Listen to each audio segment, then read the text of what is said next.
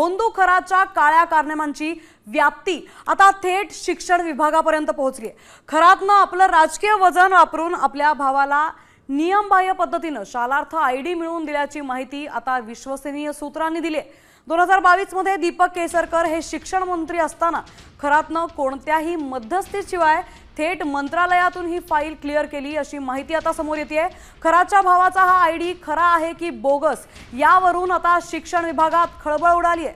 दरम्यान आपले प्रतिनिधी अभिजित सोनावणे आपल्या सोबत जोडले गेलेत। अभिजित, आता अजून एक नवी मोठी अपडेट या प्रकरणात समोर आली आहे। शालार्थ आयडी घोटाळ्यात आता खराचा सहभाग नोंदवला जातोय। काय अपडेट्स आहेत नेमके?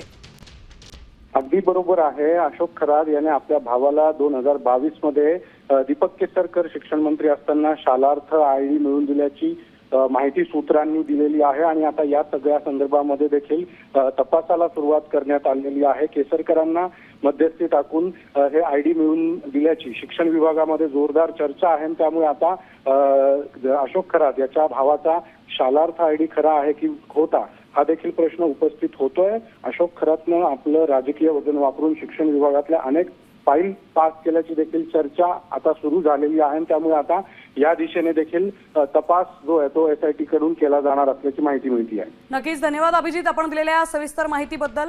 त्यामुळे आता खराच्या भावाचा हा आयडी खरा आहे की खोटा हेही समोर येणं तितकंच महत्त्वाचं आहे।